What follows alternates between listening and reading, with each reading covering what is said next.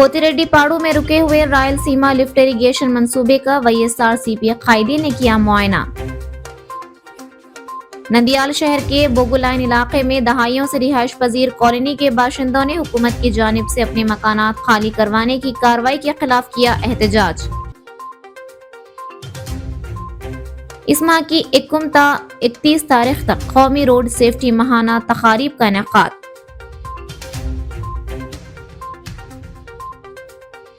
नंदियाल मुस्तखर में शादीशुदा खातून की खुदकुशी की कोशिश।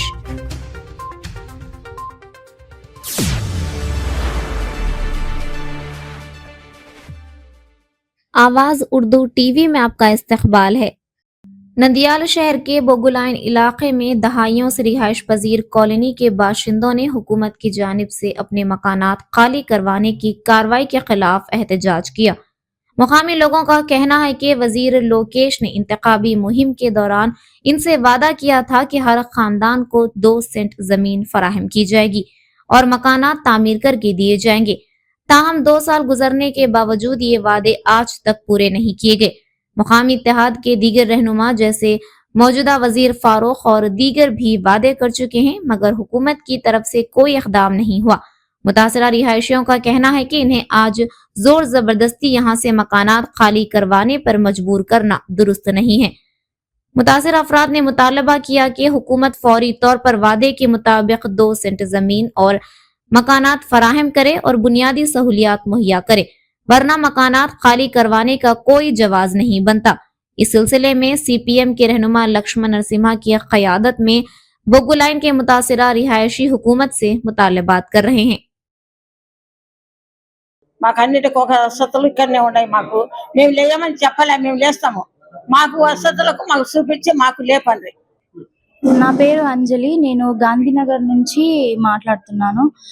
మరి ప్రభుత్వం వారు ఒకప్పుడు ఏం చెప్పారంటే మరి వైసీపీ కార్యకర్తలు వచ్చి మళ్ళీ మమ్మల్ని అన్యాయంగా మళ్ళీ జేసీపీలు తీసుకొచ్చి ఇల్లు పడగొడుతుంటే మళ్ళీ ప్రతిపక్ష వారైనటువంటి టీడీపీ వారు వచ్చి వాళ్ళు వచ్చి మా అడ్డుకున్నారు. ఈసారి మాకు ఓటు వేయండి, మేము మీకు 2 సెంట్లు స్థలం ఇచ్చి మీకు నివాసం ఉండటానికి కూడా ఏర్పాటు చేస్తామని ఆ రోజు హామీ ఇచ్చారు. ఎవరైతే హామీ ఇచ్చారో అటువంటి వారే ఈ రోజు మా మీద దౌర్జన్యంగా మరి మీరు వెళ్ళిపోండి, మీరైతే ముందు ఖాళీ చేయాలి అనేసి గత వారం రోజులుగా మా మీద అన్యాయం జరుగుతుంది.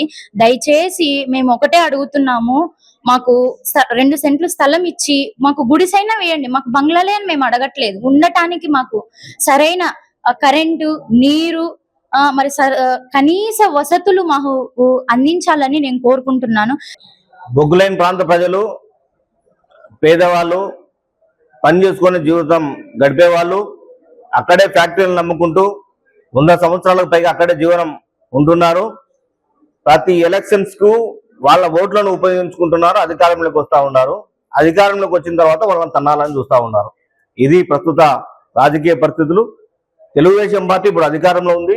అధికారం లేనప్పుడు, ప్రతిపక్షంలో ఉన్నప్పుడు బొగ్గులైన్ ప్రాంత ప్రజలకు హామీ ఇచ్చింది. ఆ రోజు మేము 2 సెంట్ల స్థలం ఇస్తాము, 2 సెంట్ల స్థలం ఇచ్చిన తర్వాతనే మీరు అక్కడ నుంచి లేయండి అని చెప్పి మేము ఈరోజు CPM పార్టీకి అడుగుతా ఉన్నాము, అభివృద్ధి చేయండి. మేము అభివృద్ధికి ఏమీ ఆటంకం కాదు CPM పార్టీగా. అయితే బొగ్గులైన్ ప్రాంత ప్రజలను ఆదుకోవాలా? ఆ రోజు ఇచ్చిన మాట ఏంటి, ఈ రోజు మీరు చేసే పని ఏంటి? ఈ రోజు బలవంతంగా అక్కడ నుంచి పంపాలని చూస్తా ఉన్నారు బొగ్గులైన్ ప్రాంత ప్రజలను. బొగ్గులైన్ ప్రాంత ప్రజలను బలవంతంగా పంపిస్తా CPM పార్టీగా చూస్తూ ఊరుకోము. ఆ రోజు మీరు ఏదైతే మాట ఇచ్చారో ఆ మాట కట్టుబడి ఉండాలని చెప్పి CPM పార్టీకి అడుగుతా ఉన్నాము. ఈ రోజు మంత్రి ఫరూక్ గారు పూర్తిగా జోక్యం చేసుకోవాలా. నేను పేదల తరపున ఉంటాను, పేదల కోసం పనిచేస్తానని చెప్పి అనేక మీటింగ్లలో ఈ రోజు మంత్రి గారు చెప్తా ఉన్నారు. అయితే మంత్రి గారిని మేము ప్రశ్నిస్తా ఉన్నాము, ఖచ్చితంగా బొగ్గులైన్ ప్రాంత ప్రజలకు అందరికీ అన్ని సౌకర్యాలు, ఇండ్ల సౌకర్యాలు ఏర్పాటు చేయాలా.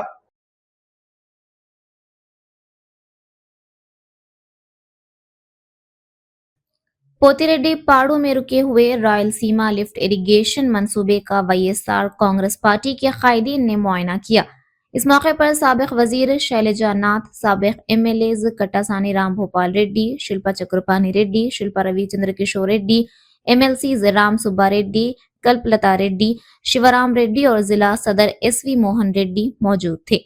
वाईएसआरसीपी कायदीन ने इल्जाम आयद किया कि वजीर आला चंद्रबाबू नायडू ने खुफिया मुआहदे के तहत रायलसीमा लिफ्ट इरिगेशन मंसूबा तेलंगाना के वजीर आला रेवंत रेड्डी के हवाले कर दिया है। उन्होंने कहा कि रायलसीमा के 4 अजला को पसमानदगी से निकालकर तरक्की की राह पर गामजन करने के बुनियादी मकसद के साथ साल 2020 में उस वक्त के वजीर आला वाईएस जगनमोहन रेड्डी ने इस मंसूबे की बुनियाद रखी थी। इन कायदीन ने मजीद कहा कि 3,207 करोड़ रुपए की लागत से इस मंसूबे का आगाज किया गया और वाईएसआरसीपी हुकूमत के दौर में तकरीबन 40% काम मुकम्मल कर लिया गया था। ताहम उन्होंने इल्जाम लगाया कि मौजूदा वजीर आला चंद्रबाबू नायडू बाकी काम मुकम्मल करने में नाकाम रहे और रायलसीमा लिफ्ट इरिगेशन मंसूबे को तेलंगाना के हवाले करके गिरवी रख दिया। రాయలసీమని సస్యశ్యామలం చేయాలని చెప్పేసి రాయలసీమ ఎత్తిపోతల పథకాన్ని జగన్మోహన్ రెడ్డి గారు రూపొందిస్తే రాయలసీమ ఎత్తిపోతల పథకాన్ని ఎత్తివేసే కార్యక్రమానికి చంద్రబాబు నాయుడు గారు శ్రీకారం చుట్టారు. చంద్రబాబు నాయుడు గారు గతంలో ఎన్నోసార్లు ముఖ్యమంత్రిగా పనిచేసినారు. మొదటిసారి ముఖ్యమంత్రి అయినప్పుడు ఏనాడు కూడా రైతుల కోసం కానీ ప్రాజెక్టుల కోసం కానీ ఆయన పోరాడింది లేదు, లేకపోతే చేసిన ప్రయత్నాలు కానీ ఎటువంటివి లేవు.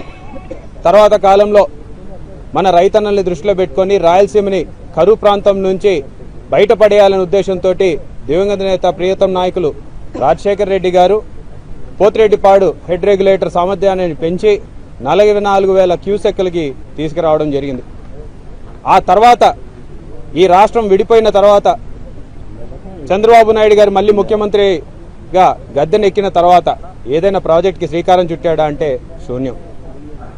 ఆ రోజు ఓటుకి నోటు కేసులో దొరికిపోయి ఎక్కడ నిన్ను అరెస్ట్ చేస్తారు అని చెప్పేసి ఒక భయంతో నువ్వు పారిపోయి విజయవాడ దాక్కున్న పరిస్థితుల్లో దాన్ని అదునుగా భావించే తెలంగాణ నాయకులు ప్రాజెక్టులు కడుతూ ఉంటే 800 అడుగులకే నీటిని తెలంగాణకి తీసుకెళ్లే సామర్థ్యాన్ని వాళ్ళు నిర్మించుకుంటుంటే ఒకవైపు పాలమూరు రంగారెడ్డి కావచ్చు, లేకపోతే దిండి ప్రాజెక్టు కావచ్చు, ఇలా రకరకాల ప్రాజెక్టులు వాళ్ళు 800 అడుగుల నీటి సామర్థ్యంలోనే వినియోగించుకునే హక్కుని వాళ్ళు సాధిస్తుంటే ఆ రోజు నువ్వు నోరు మెదపలేకపోయినారు. దాన్ని కనీసం ఆపే ప్రయత్నం కూడా ఎక్కడ చేసినటువంటి పరిస్థితులు కనపడడం లేదు. डीटीओ शिवारेड्डी ने बताया कि इस माह की 21 तारीख से 31 तारीख तक कौमी रोड सेफ्टी माहाना तकारीब मुनाकिद की जा रही हैं। उन्होंने कहा कि इस सिलसिले में नंदियाल जिले में कस्बों और मंडलों की सतह पर पहले से तयशुदा शेड्यूल के मुताबिक बेदारी प्रोग्राम मुनाकिद किए जाएंगे। डीटीओ के मुताबिक इस साल तरबियत और हिफाजती टेक्नोलॉजी के जरिए तब्दीली के उन्वान के तहत बेदारी मुहिम चलाई जाएगी। उन्होंने मुकामी दफ्तर में मुनक्किदा इजलास के दौरान रोड सेफ्टी माहाना तकारीब से मुताल्लिक प्रोग्रामों की तफसीलात जारी की। उन्होंने आवाम से अपील की कि वो सड़कों पर सफर के दौरान ट्रैफिक कवानीन पर सख्ती से अमल करें और हादसात से बचाव के लिए हिफाजती इक़दामात को अपनाएं। నంద్యాల జిల్లా ప్రజలందరికీ ముందుగా నూతన సంవత్సర శుభాకాంక్షలు. 2026 సంవత్సరం అందరూ సుఖశాంతులతో గడపాలని కోరుకుంటున్నాను. రవాణా శాఖ తరఫున మనము జనవరి 1వ తారీఖు నుంచి జనవరి 31 వరకు 2026 జాతీయ రోడ్డు భద్రతా వారోత్సవాలు జరపడం జరుగుతూ ఉంది. 1వ తారీఖు కలెక్టర్ గారి ఆధ్వర్యంలో, ఎస్పీ గారి ఆధ్వర్యంలో ఈ రోడ్డు భద్రతా మాసోత్సవాలు స్టార్ట్ అయినాయండి. దీనికి కేంద్ర ప్రభుత్వం ఇచ్చిన క్యాప్షన్ ఏంటంటే శిక్షణతో భద్రత, సాంకేతికత ద్వారా పరివర్తన అనే క్యాప్షన్ ఇచ్చారు. దాంట్లో భాగంగా మనం నంద్యాల జిల్లాలో రోడ్డు మరియు భవనాల శాఖ, జాతీయ రహదారులు శాఖ మరియు police, transport department, Panchayati Raj department, medical and health department, education department అన్ని శాఖల సమన్వయంతో ఈ జాతీయ రోడ్డు భద్రతా మాసోత్సవాలు నిర్వహించడం జరుగుతుందండి. 1వ తారీఖు నుంచి 31వ తారీఖు వరకు డేట్ వైజ్, మండల వైజ్ ప్రోగ్రామ్స్ వేసుకొని అన్ని శాఖల సమన్వయంతో రవాణా శాఖ వారు ఈ కార్యక్రమాలు నిర్వహించడం జరుగుతూ ఉంది. దీంట్లో భాగంగా మనం నేషనల్ హైవేస్లో ఉన్న బ్లాక్ స్పాట్స్లో నేషనల్ హైవే వాళ్ళు ఏమేమి రెమెడీస్ తీసుకోవాలి, ఇప్పటి వరకు ఏం తీసుకున్నారు, ఇంకా ఏం చర్యలు తీసుకుంటే అక్కడ యాక్సిడెంట్స్ నివారించడానికి వీలవుతుంది. అట్లాగే మామూలు ఆర్ఎన్బి రోడ్స్లో, పంచాయతీ రోడ్స్లో కూడా ఎక్కడెక్కడైతే టర్నింగ్స్ ఉన్నాయి అవి ఎలా తగ్గించాలి, స్పీడ్ బ్రేకర్స్ ఎక్కడ వేయాలి, ఉన్నవి ఎక్కడ తీసేయాలి, తర్వాత రిఫ్లెక్టర్స్ ఎక్కడ లేవు వెహికల్స్ కానీ, రోడ్ సైడ్ క్రాష్ బ్యారియర్స్ కానీ ఎక్కడెక్కడైతే అవసరం ఉన్నాయో అవన్నీ ఐడెంటిఫై చేసి ఈ రోడ్డు భద్రతా మాసోత్సవాల సందర్భంగా అన్ని శాఖల సమన్వయంతో ఇవన్నీ చేపట్టడం జరుగుతుంది. అట్లాగే ఎస్పీ గారి ఆధ్వర్యంలో జిల్లా పోలీసు శాఖ అందరి సహకారంతో అన్ని మండల హెడ్ క్వార్టర్స్లో ఈ జాతీయ రోడ్డు భద్రతా మాసోత్సవాలు జరపడం జరుగుతుంది. అందరూ ఎస్ఐలు, సిఐలు, డిఎస్పీలు, అందరూ పోలీస్ డిపార్ట్మెంట్ ఆఫీసర్స్ అందరూ రవాణా శాఖకు మరియు ఆర్ఎన్బి, ఎన్హెచ్ఏ వారికి బాగా సహకరిస్తున్నారు. స్కూల్స్, కాలేజెస్లో కూడా ఈ కార్యక్రమం నిర్వహిస్తున్నాము, భారీ ఎత్తున నిర్వహించడం జరుగుతూ ఉంది. ఎస్పెషల్లీ ఇంజనీరింగ్ కాలేజీల్లో ఈ హాలిడేస్ అయిన తర్వాత ప్రోగ్రామ్స్ పెట్టడం జరుగుతుందండి. Road safety awareness program Nandyal జిల్లాలో. తర్వాత ఈ స్కూల్ బస్సు డ్రైవర్లు ఎవరైతే ఉన్నారో వారందరికీ కూడా ఈ అన్ని టౌన్స్లో ఈ కార్యక్రమము స్కూల్ బస్సు డ్రైవర్లకు కవర్ అయ్యేట్లు ప్రోగ్రాంలు చాట్ చేయడం జరిగింది. ఆత్మకూరు అయితేనేమి, నందికొట్కూరు అయితేనేమి, బనగానపల్లి, బేతంచెర్ల, డోను, నంద్యాల, ఆర్లగడ్డ అన్ని మండల హెడ్ క్వార్టర్స్లో ఎక్కడైతే స్కూల్ బస్సు పాపులేషన్ ఎక్కువ ఉందో అక్కడంతా కూడా స్కూల్ బస్సు డ్రైవర్లకు, అటెండర్లకు ఈ రోడ్డు భద్రతా మాసోత్సవాల సందర్భంగా వాళ్ళకి ట్రైనింగ్ ఇవ్వడం జరుగుతుందండి. అట్లాగే మనకు ఎక్కడైతే లారీస్ ఎక్కువ ఉన్నాయో, గూడ్స్ వెహికల్స్ పాపులేషన్ నంద్యాల కానివ్వండి, ఆత్మకూరు కానివ్వండి, ఇక్కడ డ్రైవర్లందరికీ మెడికల్ క్యాంపు ప్లాన్ చేస్తున్నామండి. వాళ్ళందరికీ బీపీ, షుగరు, ఐ టెస్టింగ్ కూడా జరిపి వాళ్ళందరికీ ఎవరికైతే ఈ కళ్ళద్దాలు అవసరం పడతాయో వాళ్ళందరికీ మనకున్న మెడికల్ కాలేజీ వారి ప్రోత్సాహంతో మరియు ఇతర దాతల సహకారంతో స్పెట్స్ కూడా ఫ్రీగా ఇవ్వాలని మనం నిర్ణయించడం జరిగింది. ఈ సందర్భంగా మిగతా ఏమైతే ప్రజలందరూ కూడా ఈ రోడ్డు భద్రతా మాసోత్సవాల సందర్భంగా మీరందరినీ ఒకటే విజ్ఞప్తి అండి, ప్రతి ఒక్కరూ హెల్మెట్ లేకుండా మోటార్ సైకిల్ నడపద్దండి. కంపల్సరీ మీరు డ్రైవ్ చేసేటప్పుడు కారులో సీట్ బెల్ట్ ధరించండి. మద్యం సేవించి వాహనాలు నడపద్దండి. ట్రాఫిక్ రూల్స్ పాటించండి. మనకు ఎస్పెషల్లీ 2 వీలర్స్ యాక్సిడెంట్స్ మ్యాక్సిమం అవుతున్నాయండి. మైనర్స్కి తల్లిదండ్రులు వెహికల్స్ ఇవ్వద్దండి. ఎందుకంటే చిన్నపిల్లలు ఆవేశంగా వెహికల్స్ ఆ తల్లిదండ్రులకు తెలియకుండా తీసుకొని పోయి ఎంతమందో మరణాలకు గురయ్యారు. చాలా బాధాకరము.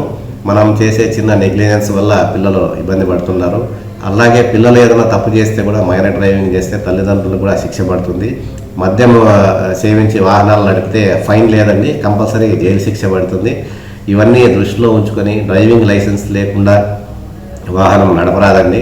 డ్రైవింగ్ లైసెన్స్ లేకుండా వాహనాలు నడిపితే 5,000 రూపాయలు జరిమానా పడుతుందండి, లేదా 3 నెలలు జైలు శిక్ష పడుతుంది. అట్లాగే ఇన్సూరెన్స్ లేకుండా వాహనం నడిపితే దాదాపు 2,000 రూపాయల వరకు ఫైన్ పడుతుందండి. పర్మిట్ లేకుండా వాహనాలు నడిపితే 10,000 రూపాయల వరకు జరిమానా మరియు 3 నెలలు జైలు శిక్ష పడుతుందండి.